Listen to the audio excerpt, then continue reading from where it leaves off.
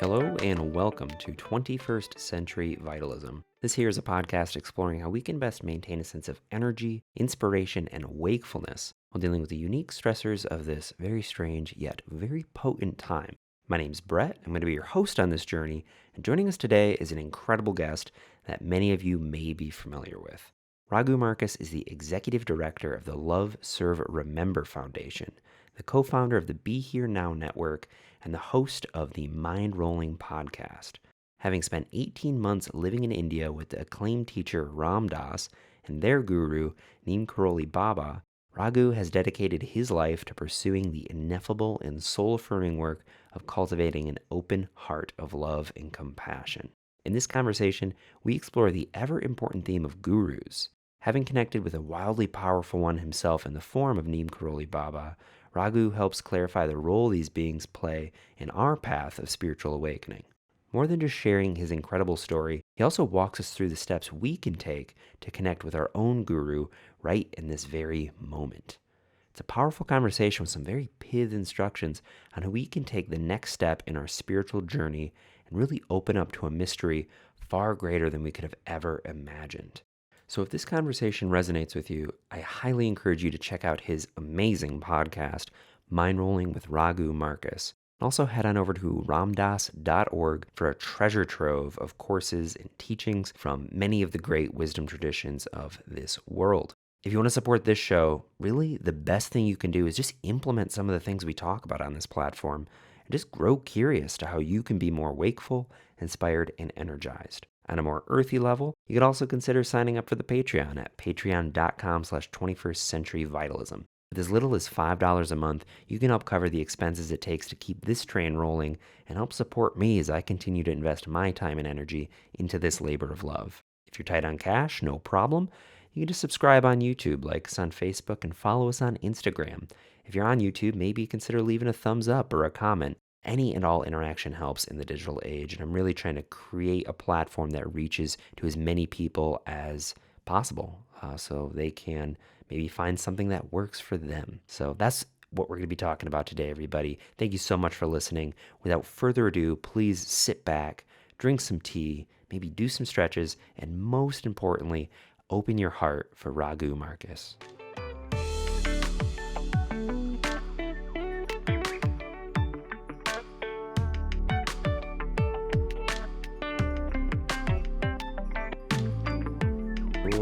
Raghu, hello. We are now live. I just want to start by saying a very warm welcome to the show. Thank you so much for coming on. How are you today? Great to meet you, Brett. And all is good. Although can't say that for too much of this world, can we? Yeah. Well, luckily we have the technology to come together and kind of have conversations like we'll be having today, which I hope helps, at least, even if it's a little bit, So, a little bit of background of where I'm coming from and why I invited you onto the show. I want to start by just saying that I've been a long-time listener of the Be Here Now network. I've fallen asleep to Ram Dass lectures far too many times to count and woken up in the middle of the night to your voice, as strange as that is. Just go, what's happening? Yeah. But before the Be Here Now network, I've been plugged into Ram Dass for quite some time and largely attribute his teachings to the start of my genuine spiritual practice. And by extension, his guru, Neem Karoli Baba, who many would consider a fully awakened, liberated spiritually being. And I know that this is a figure that you have had extensive interaction with as well. So I would love to explore just what this being was, what he meant to you, and maybe just some overall lessons that the rest of us can take. So to start off, I'm just curious about your story of how you came into this very strange and beautiful world of Bhakti and Maharaji. Same as your story. I met Ram Dass, right? And then the rest is history. It's a story I've told about a billion times, but I was a program director of a major rock and roll station in Montreal in my early 20s. And They called one day and asked me to promote a Ram Dass talk at McGill University. Excuse me. So I'm like, Ram Dass? What's that? And he said, Richard Alpert and Tim Leary. And of course, oh, wow, yeah. I loved them, and, I had been into psychedelics. And I said, but you must have a tape. Send it over so I can listen to. I don't have any idea of what you're referring to, or what does he do? What does he talk about?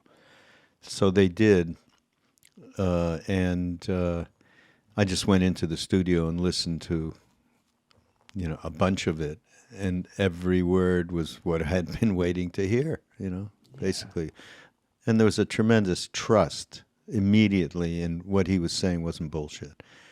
So then I said, well, okay, where is he? I got to meet him. So I literally went out that day and met him. He was staying at a private home in Montreal. And he opened the door. And we were just a few feet apart. And, he had these beautiful blue eyes. And he sunk into a place that wasn't Richard Alpert or Ram Dass. It was like, what can I do for you? It was all about me, Usually when you meet people, it's an exchange, and you're kind of feeling it out, and who's he, she, and all of that. So I just that was my first real experience with a kind of trust that I had maybe when I was a baby with my mother, but I had not experienced, and that was very expansive for me.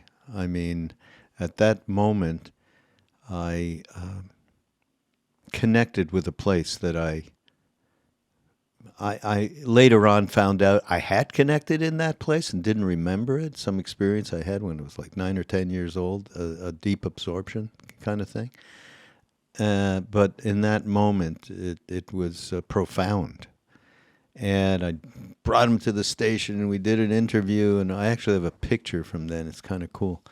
And then I kept in touch, and I was we were playing, alongside of Jimi Hendrix Ram Dass talks. And John Coltrane, incredible jazz musician that if people don't know should check him out. He's unbelievable. I had a deep experience with him. That's a whole other story. In a concert one day, and I later found out that Ram Dass. I spent time with him at his father's farm. These famous week-long things that he used to have with all sorts of practices, and him talking about his experience in India with Neem Karoli Baba. And I said, look, I got to get over there. I got to meet. And he wasn't supposed to say who that was, nor where they were. But a few of us really were persistent enough so that he said, well, I'm going to India in the fall. Just get in touch with me through American Express. That was the way we got in touch. I mean, talk about archaic instead of WhatsApp. So I ended up getting there and being in touch with him. I left this incredible position at this rock and roll radio station, the PD, and it was like just a divine, it was divine fun. Not to mention I got well paid, and, there was plenty of smoke around, and, we were just having a good time. So finally, after a number of months, because he couldn't find Maharaji, we called him Neem Karoli Baba. Finally, he knew, he got word where he was, and we, so people started moving towards getting to be with him, having no idea really what that was going to, turn out to be. Could you stay there? We just saw him for 5 seconds. We had no idea about anything. But we met this family up in a place called Nainital, which was about 45 minutes, an hour from the ashram that we met Neem Karoli Baba at. And this family, this extraordinary family, who one of the members who was the person that translated for Ram Dass when he first got there. that famous story of Maharaji knowing everything that happened about his mother's death from spleen cancer. That person, K.K. Shah, became Ram Dass's Indian brother and was a mentor to us and many, many Westerners over decades and decades. He died when Ram Dass died in 2000. Well, a few months later, in early 2020. He just said, "I'm not going on without Ram Dass," and that we're that close. So anyhow, the bottom line is, I did get up there, and they met Krishna Das, which I'm sure you know who Krishna Das is, and many of your listeners probably do. Or if you don't, go to krishnadas.com and listen to. He's like the chant guy, basically, and not just here. Around, he just did an extraordinary tour in Europe and so on. Anyhow, he's marvelous and a good friend. So we went, and that first moment of meeting this being, and you say, talk about, who this being is and so on and so forth. I couldn't tell you one word about that. If I knew that, we wouldn't be doing this podcast. I'd be in some other zone, I would imagine. I don't know. But the things that flashed when I did meet him was, oh shit, I know this is something I've known. Somebody, but you couldn't call it a somebody. It was more like a computer that just did the right thing for people, kind of. Wow. It's a weird thing to say, and of course I had no idea of that back then, early 70s. I knew him for forever, before, now, and after, kind of a thing. And it wasn't it was not a rational thought. It was a knowing thingy, deep, part of that whole thing we talked about, trust and intuition. The other thing was, oh shit, that's what Ram Dass was all about. Yeah. I got the point that nothing happened. It had nothing to do with him, except he was a phenomenal translator, so to speak. Yeah. And, he had all of that experience in the science of psychology, and he knew, he was a phenomenal talker. Yeah. Speaker. Yeah, he was. And so putting all of that together was extraordinary. But I knew in that moment that's where this all came from, And there's a part of that. Oh, sorry. Continue. No, go.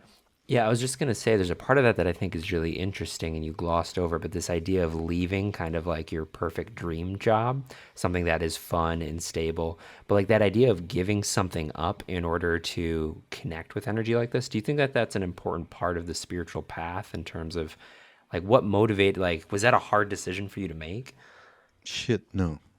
Yeah. No. And, I'm sure that there is, yes, all along the way, well, the term surrendering is not a term that we in the West really understand. And that was pointed to by this great mentor of ours, K.K. Shah. That's a whole, we could do a podcast just on that, on what that truly is.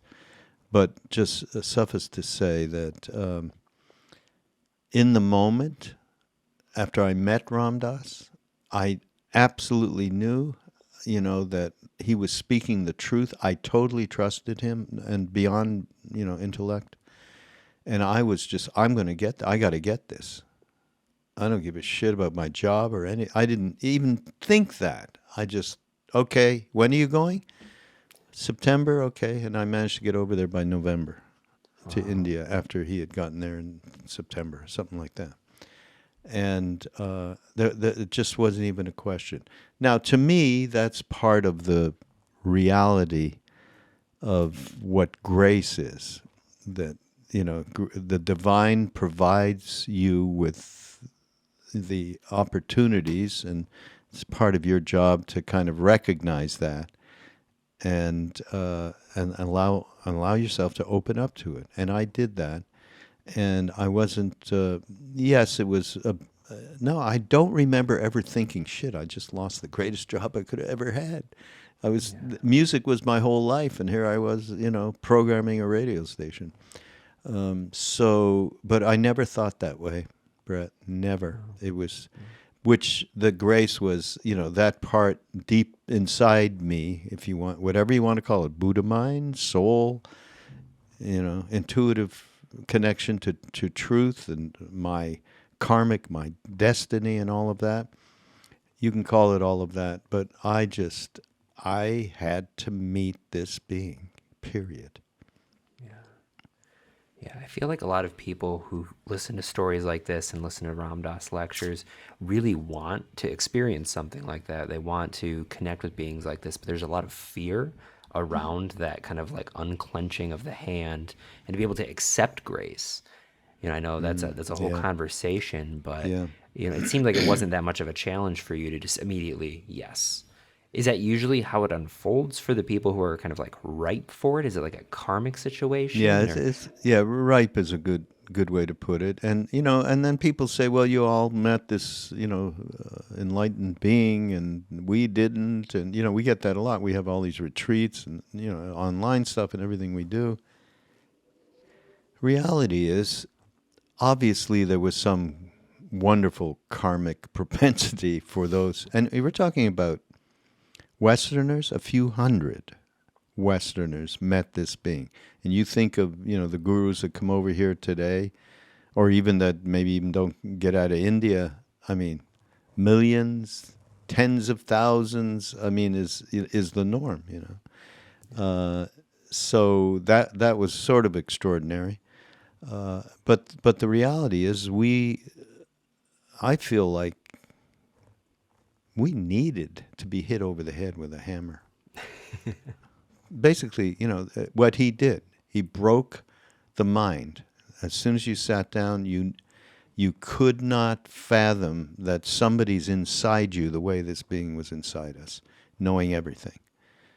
I mean, you could not. So you had to stop trying to figure it out. And most of us did that. Although plenty of times when the mind just took over and, we became, sort of depressed hippies is what we became. Oh, God. But bottom line, that was a big part of it. Now, well, first of all, he himself said, true guru has nothing to do with a body. It's not about a body. And he proved that. Prove it, meaning that, people continue to this second, have direct experiences with this being one way or the other.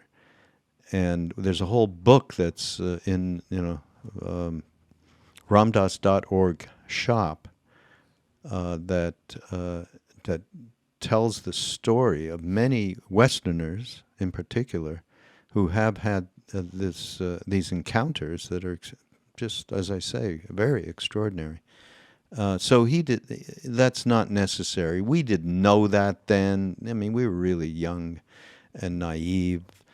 But we have experience. I mean, I can't tell you how, especially doing what I do as a director of the foundation. Just get so many different messages from people in terms of their connecting with him. This book's called, by the way, if you want to get it, Whisper in the Heart, The Ongoing Presence of Neem Karoli Baba. It's a great book. And then there's another by the same author, Parvati Markus, actually, mother of my children. She also wrote Love Everyone, which is all of our stories going to India and meeting Neem Karoli Baba and all the different ways where we came from and what happened and, what some of us ended up doing post all of that. Yeah. Worth getting in terms of really understanding Western point of view. Yeah. I've talked with my teacher a little bit, who is David Nickturn. I know he's a part of your network as well. And obviously his teacher was, great human. Yeah. But we have talked about the idea of the guru principle as being something that's imminent just in your relationship to the external world, like the communication that's happening there. For people who might not ever have access to an external guru, is there anything that you would suggest for people to kind of cultivate that kind of intuitive sense within themselves? Yeah, I don't think there's any doubt that any of us that are listening or those of us that are, you and I talking, we have all had an ineffable experience that you can't explain out in your mind. It could be through a dream, through a book, through music, kirtan, meditate, whatever. There's a billion different ways that these psychedelics, obviously being a major one. I mean, we still, every week get, I had a psilocybin trip. Someone gave me Be Here Now. You know, I mean, the same thing pretty much that happened to us, except Be Here Now wasn't quite out when we first met Ram Dass. But we met him. It was the same damn thing. So when you have that, it's an ineffable experience. So the idea is to just nurture it in terms of opening, you look for other ways to do the kind of practices that open one up to that experience of complete expansion and spaciousness and compassion and love and all of the bywords in the spiritual path, but they're real.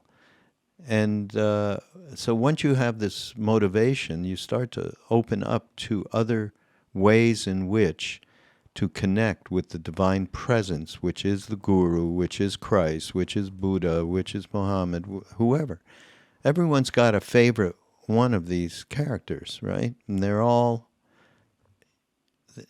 well, Maharaji, I sat down. The first thing he did to the, 5 or 6 Westerners that were sitting there, Sub-ek in Hindi means all one. There's only one. Krishna, Muhammad, Christ, Hanuman, Ram, one. So we got it right off the bat that it didn't matter, and many people have different predilections for a more rigorous intellectual thing, the non-dualism, some Buddhism, some Bhakti Yoga, some Sufi, which is a very Bhakti practice.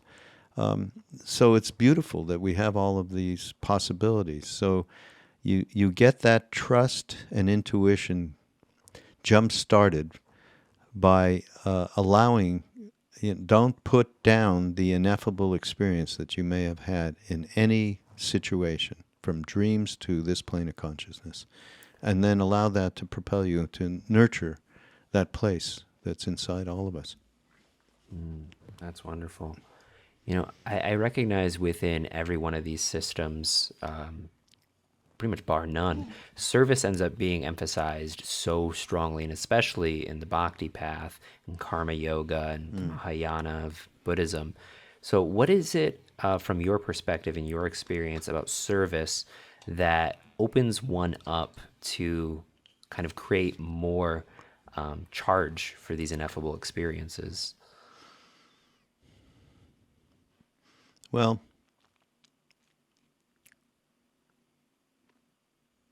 I think it was the Dalai Lama talked about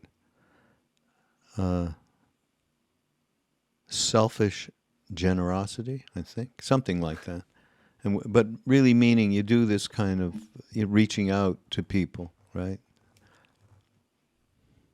with compassion. You're just motivated that way. But the reality is, it's a two-way street. Yes, you are going to hopefully help people. At the same time, you're helping yourself. By the very fact that you reach out, as soon as you do that, we all know this. I mean, you could be walking across a street thinking, my life is just so full of shit. I don't know what to do. You have, dark thoughts. And you get to the other side where somebody's struggling, they fell down or something with packages, an older person, whatever it may be. Your natural inclination is to reach out. And as soon as you do that, helping them pick the package, whatever you're doing, you are not thinking about what a shit life you supposedly have. You're not having those dark thoughts.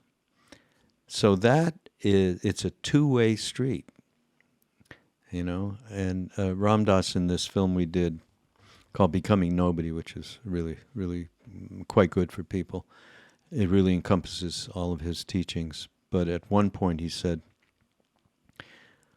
when is it when what I want is enough? When is it when I need is enough?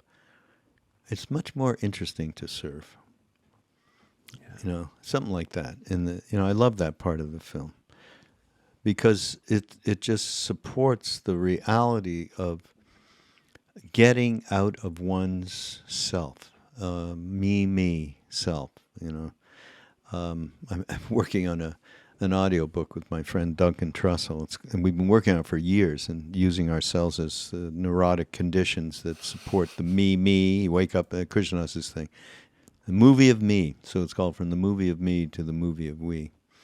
And that's very much a part of it. In fact, we end the book with something from Ram Dass about exactly this, around generosity and service is the transformational route to a whole being.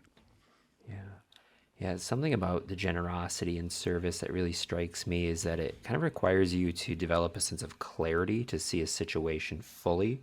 So I know that there's a lot of situations where we go to help somebody from a perspective that might be limited or biased, and then we end up making the situation worse. Yeah. So then you get that feedback of like, oh, there's something that I'm not seeing here. And just the fact that initiates like a spark of inquiry and curiosity and really asks you to go beyond where you are in your normal habits. Yeah, exactly. Well, David's teacher, Chogyam Trungpa Rinpoche, called it idiot compassion. Yeah. You're doing it all for the wrong reasons, or mostly around self-serving reasons. Yeah. And you're causing the exact opposite of what you think you're trying to accomplish. Yeah. So, an issue. Yeah. So is there any way for people who might not have, this is something I'm fascinated by, who like know that they're not the most compassionate people, but want to be better? They're just like, dang, like where do I even start in this where I know everything that I do is probably going to end up in just mucking things up a little bit more? Is it like, what would you say is like the ground path of that? Like, where do they stand up to actually start building kind of good virtue and good intention? Get to know yourself a little bit better, using the kind of practices that allow one to go inside and really be mindful of all the kinds of motivations. But what you're describing is someone who's sitting there judging every second, of how bad I am. And we all do that, It's part of being human, I guess. But basically, mindfulness practice. You really want to have a larger purview on what it is, how you use your self-motivations and selfishness, and the Buddhists have a great term for it, self-cherishing, me. Mm-hmm. And you get to see that, but you don't judge it. You do what Ram Dass said. You get out of the mind story the I that we operate from on a day-to-day, which is useful, by the way. You can't operate without it. But at the same time, you have enough spaciousness behind it so that you're not caught in it, and you're not judging the fact that you feel like you're a shithead. You're not judging the thought that made you feel like that. And then you are you get that awareness that you're talking about. It starts to slowly come, but it doesn't come without a real practice.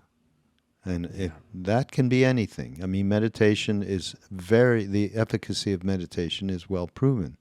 Mm-hmm. And to unravel that onion skin, the onion skins that we have pretty thick onions in us.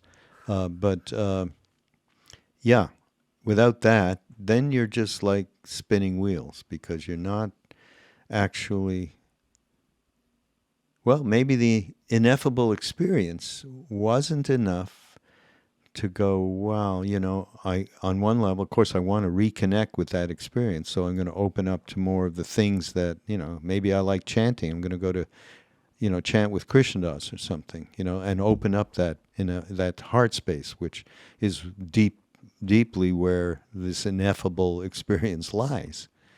And but it can be anything. It just has to be regular, on a day-to-day basis, that you spend some time away from the I and into Ram Dass's loving awareness in the center of one's chest.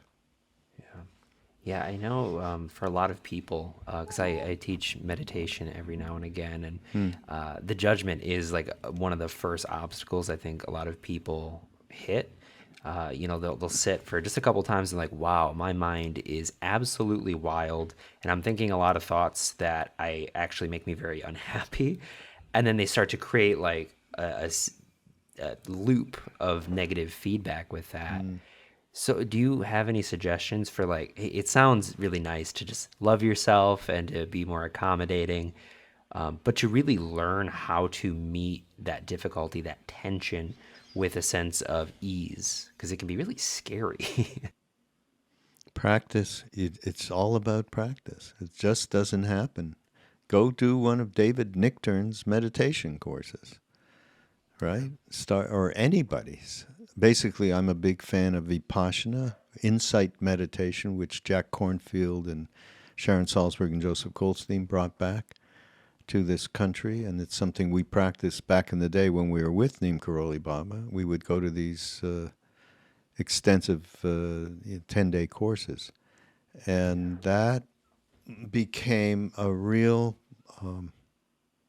solid seat for many of us back then, and now many people in this country, that they've introduced to this insight practice using the breath. It's very simple. So yeah, you without that, you aren't going to get that handle that you want on reacting to every damn thought and story in your head. So it really goes back to that, and you get sick of yourself enough so that you do it. Yeah, there is. I know for me, there was definitely a little bit of a war of attrition where it really just took getting absolutely sick of my patterns, which takes just like a lot of time for me, because they could be really juicy, they could be really fulfilling. But it definitely got to the point where like I've been doing this specific thing for 2 years, probably longer, and you like get that. But then there is that sense of humor that has to be with it too, which I love about working with teachers, because most of the time they show you how to laugh at the things that are coming up rather than catastrophizing them. Yeah. There's we're doing a retreat actually at the end of August in Boone, North Carolina, and one of the teachers, is a lama named Lama Tsultrim Alioni. I don't know if you know her. She's amazing. And she wrote a book, Feeding the Demons, which exactly addresses what we're talking about. It's a way of...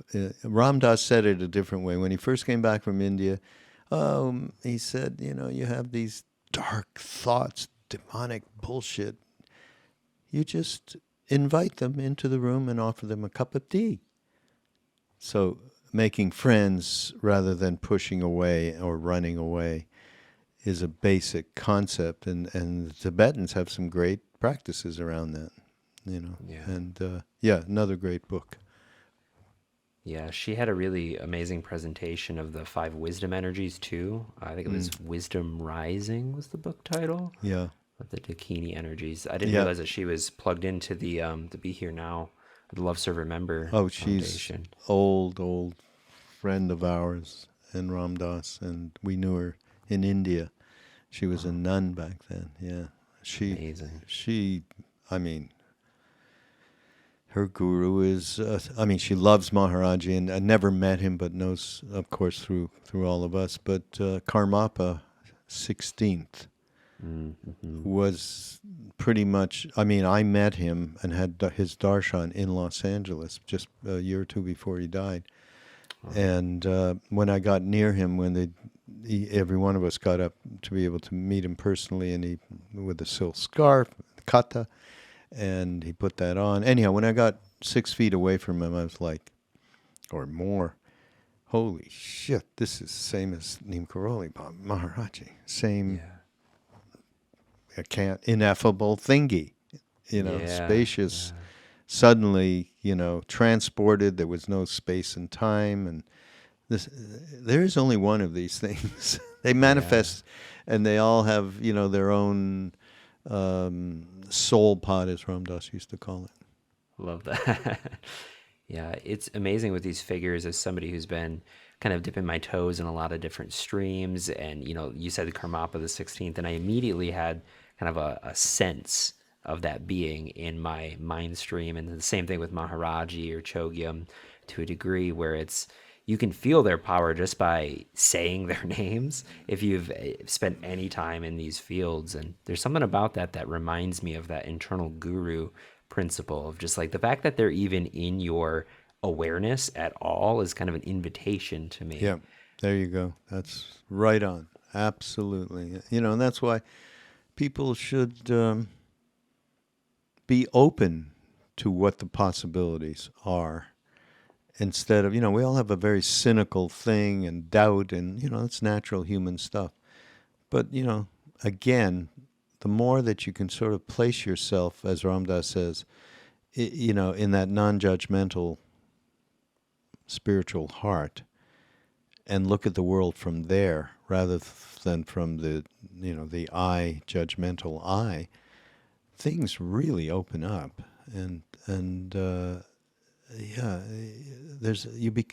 It's a different world when you see things through that lens.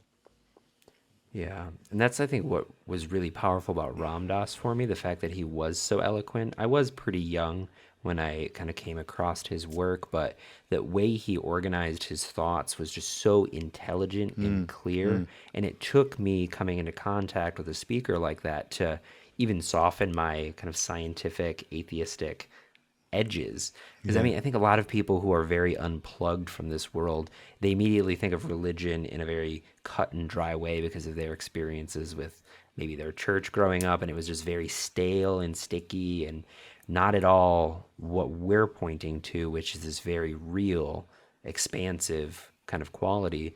So it's like, unless you get like a little taste of it, it's so easy to put it behind the word religion and to never actually feel into the depth of the truth of it. Yeah. Well, we were in this. I mean, I grew up, I'm Jewish, and I grew up in a conservative atmosphere. Like, I was dragged to all of the high holidays and all of that kind of stuff, and went to a school that I was taught half in Hebrew and half in English, parochial. I mean, it was, it was tough circumstances for me. And I, as a result, rebelled gigantically when I became a teenager. And, I had nothing to do with Western, monotheistic, religion. So I'm like everybody else, the only difference is that when I went over and met this being was psychedelics helped because that gave you the idea of, going beyond mind, just start there, interconnectivity, the ineffable wow, the awe, the wonder of it. Yeah. So seeing him was the same thing. It was definitely like an acid trip, meeting him. So I just think that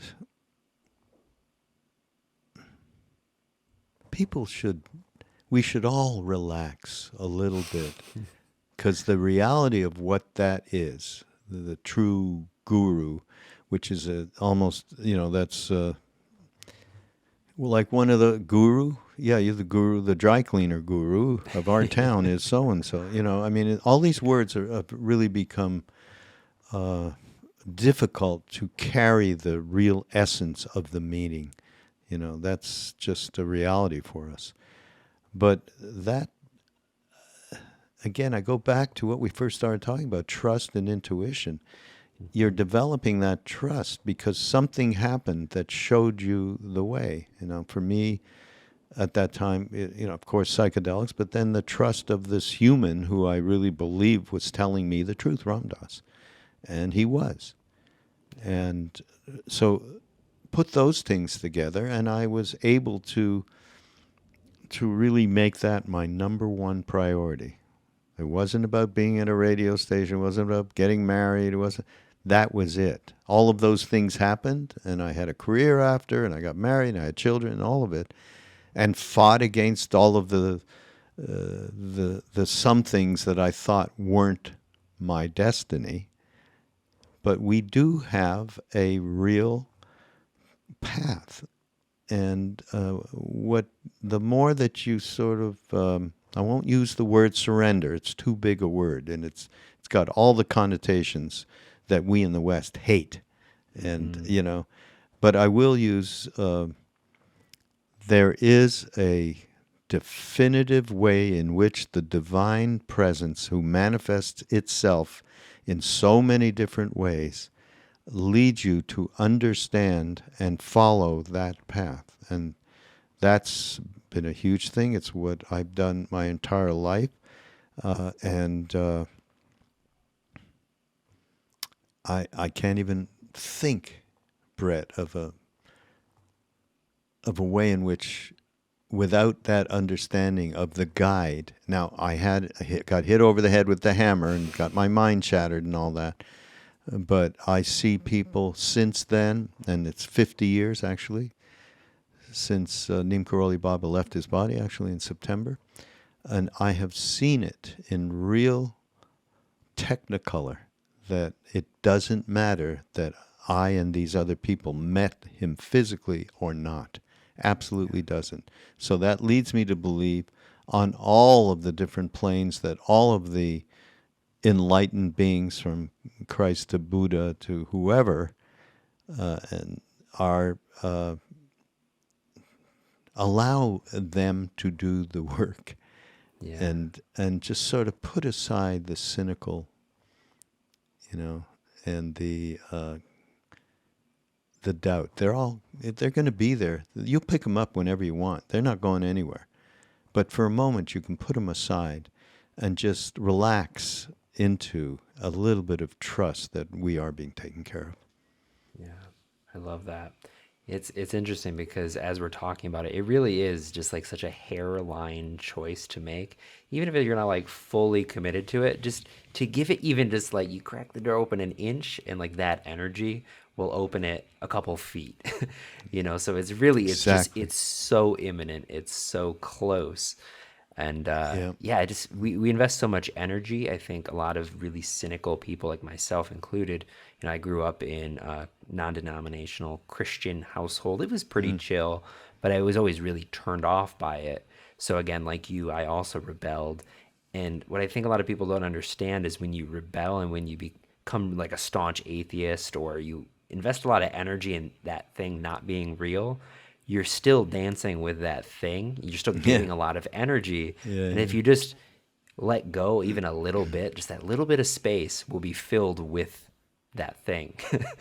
Yep. But we just ball up into a big old knot, and Yeah. it's kind of uncomfortable. Yeah. Well, you get sick of it too, right? You get Yeah. sick of it, and you just allow a moment. That's why psychedelics. I mean, I'm not sitting here to be a proponent. Everybody get out there. Trust me, I am. But the truth is, with the work MAPS is doing to show the efficacy of psychedelics with PTSD as therapy, and death and addiction, I mean, is real. I mean, these are substances that, thank God, it looks like they're turning the government around to allow them to be. And of course, they are. There are places like Colorado and Portland, Oregon, that allow this kind of therapy to go on. So it's real that they help. Now, just popping it and going over to the local Dead concert is fun, but it's maybe not going to open all of the doors that you might think would be wonderful to have open. by virtue of using Leary and Alpert's thing of set and setting would be maybe more of the more profoundly productive, I would say. Yeah. So those are the kinds of things that make a difference, and it doesn't have to be a psychedelic. We have again many ineffable experiences from one time, from something that we didn't expect was going to happen by just walking into a place and a teacher says a few words. Teachers are not enlightened, but they hopefully can point the way, and you get pointed. You just become open to all of the possibilities, and eventually something does come around which you feel so compelled by in terms of how it opens you up that you gravitate towards that particular teaching, like you've done with David Nichtern, right? Yeah. Yeah, and I mean, I think back to like the very start, and it really was probably Be Here Now. I mean, I really enjoyed Alan Watts, but it never gripped me in the way. And then this really auspicious blue book just kind of lands in my lap. And also with psychedelics being a part of that too, which I found to be a really effective dissolving agent for that knot that I was building of all my aggravation and resentment. So those two things coming together in that way felt very auspicious as well. I can't miss this opportunity because you mentioned Alan Watts. But we are doing, through Love Serve Remember, we're doing an online course with Alan Watts and Ram Dass, 4 weeks of specially curated talks from them addressing various subjects, including love and transformation. And it's called Being in the Way, the Dharma of Alan Watts and Ram Dass. It'll start in October. Yeah, just go to, here's my ad for you. Yeah, go to ramdas.org and put your email address in, and you'll get a notification as to when it's happening and how to join it. That's great. Yeah. Thank you for putting that together. And I know we are running short on time. That kind of feels like a natural bookend to me. So, yeah, thank you so much, Raghu, for sharing some of your insight with us and just coming to tell some stories. It's really cool for me to be able to interact with people who were there on the ground floor when so much of these teachings were coming to the West. You had a generation that was very influential and really carrying a very large torch. So from my generation to yours, thank you so much. And by the way, for the work. Yeah, thank you. When you say teachings, it's interesting. There was no teachings. I mean, Maharaji, Neem Karoli Baba, he never spoke, he never gave talks, he never wrote a book, he never did anything except sit around and throw fruit at us, basically. and had it seemed to have a lot of fun with these, young Western hippies is not quite the right, I'd say that in fun. Yes, we all had that going on for the most part, but we also, some very serious people who were the Dr. Larry Brilliant, who helped cure smallpox at Maharaji, put him up to that. And Danny Goleman, who's become very close to the Dalai Lama and getting into psychology and wrote a book. Every time I think of this man's name, and he's a friend, Danny, he wrote a book called Emotional Intelligence. So now you ask in this podcast what it is people can do when they realize they're out of sorts, right, and not really connected with behind the mind stuff and the stories we tell ourselves. Okay, a lot of what we have going that is unfortunate, shall we say, is being very unintelligent emotionally, would you say? I mean, just think of everybody and all your interactions and the way you, or sometimes you, I don't mean you, I mean us, respond to people in situations. So it's a great book, Emotional Intelligence, Danny Goleman. That's another plug for sure. That's considered a classic at this point, right? I feel like I've heard of that. Very much. Yeah. That is a really interesting point, too, to touch on is, I know I talked to my family and other people who are in their kind of social situation. And the lack of emotional intelligence is it's stifling. It's really quite something. And I think about how much time was spent not understanding the emotions and how much karmic situation that's created. And it's Yeah. like, oh, that's what we all inherit too. And yeah, just the Yeah, yeah, clarifying nature. yeah. And so these people, those of us that were there and came back and all had, definitive offerings for the many of us, writers and doing what I do and Krishnadas, all of it. Uh, but there was no teachings. There's only one thing going on. That's Sabek, and he would, of course, there's many different aphorisms that are associated with him. Some of them are a little like Maharaji never said that because that's coming through an Indian mind. He never rationally, would say something like that. He said things like, love is more powerful than electricity. Wow. Wow, Okay, that's I good. remember him saying that to us. And no, it was basically, if when I look back, aside from, yes, there was these little things he'd suddenly say, it was just a fun fest is what that Wow. was. Aside from the fact of seeing my mind and getting depressed and holy shit, I'm these thoughts in the middle of somebody like this. Oh my God, I should shoot myself. So it's interesting though that all of what came back was not based in any talks and books or anything except love, unconditional Wow. love.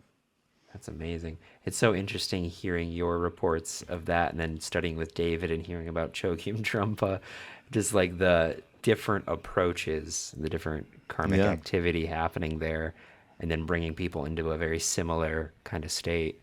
And yet there yeah, was just great bedfellows in terms of the two communities. It's really auspicious and really fascinating to me. yeah. We're still doing stuff. We just did some stuff with Naropa Hmm. um, at the big psychedelic science conference in Denver about a month ago or so, Yeah. and yeah, so that continues, which is delightful. Yeah.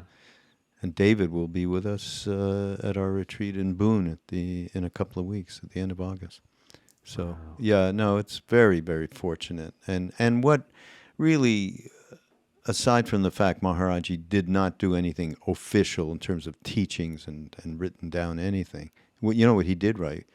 Ram, Ram, Ram, Ram, Ram. He had a book. He would write Rams in, and constantly he'd use his fingers Ram, Ram, Ram as a mala instead of this kind of a thing.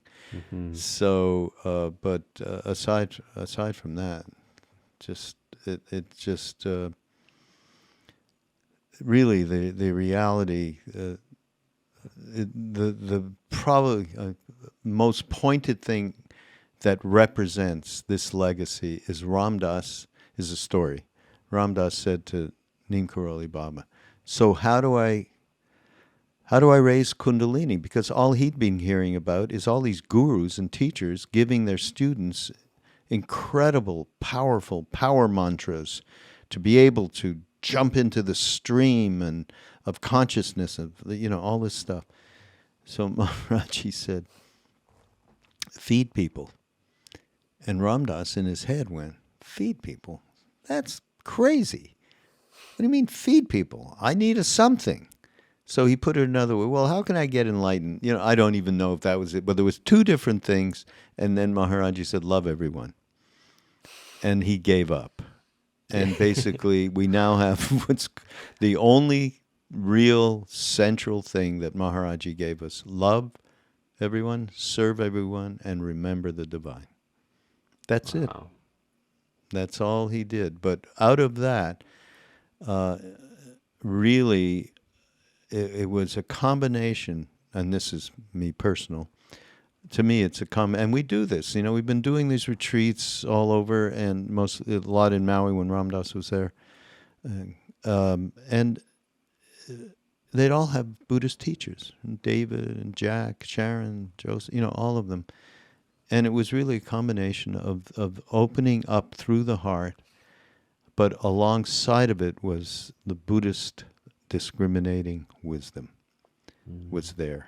So that combo, and we've all stayed in touch. Not all, but many of us, most of us, I would say, have some connectivity to Buddhist practice. Maybe it's just through books or something, maybe it's through meditation and so on. But that combination to me is really solid, and we continue it as we continue to offer all of the courses and retreats and books and music and everything else we do. Yeah, I just want to finish this by saying that I think it's amazing that that's what he left you with. It was just 3 very short, pithy instructions, and yet his presence has had shockwaves throughout the entire Western world. Yeah, amazing. As a testament, the power of just very few words. Yeah. There's something even just about that is, I think, in essence, what we're talking about. Yeah, really. Yeah, absolutely. You're right. Absolutely. Well, we are at that time. So yes. Oh, right. Yeah, I forgot. I gotta go. Yeah, it's okay. Thanks for this, Brett. Yeah, of course. Thank you so much, Raghu. Where can people find you, and how can they best support you in your work? Well, certainly get on ramdas.org mailing list so that you get all of the announcements about what we do, newsletters and everything else. Because this Alan Watts Ramdas course is phenomenal. Okay. Just to get 2 completely different points of view about how to go up the mountain, right? And then BeHereNowNetwork.com is the podcast network, and my podcast is Mindrolling, and check it out. Because I talk to a lot of very, very wonderful thought leaders and teachers and philosophers and environmentalists. I mean, just some great I'm fortunate to really be able to talk to some wonderful people who have a lot to offer to our world. So yeah, those are the ways. You definitely. Wonderful. All right, Raghu, we'll catch you next time. Thank you so much. Thank you. Thanks, Brett.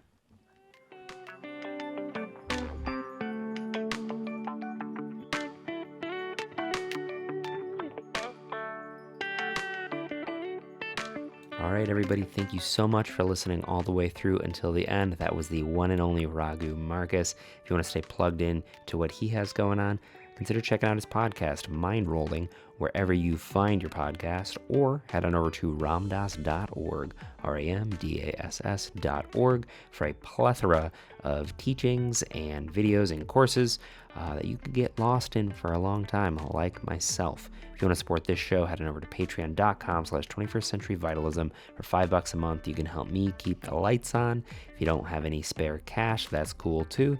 Just head on over to YouTube, subscribe, like, comment, follow us on Instagram, like us on Facebook. We all exist in 2023. We know the deal. Thank you again from the bottom of my heart, everybody. I will see you next time. I'm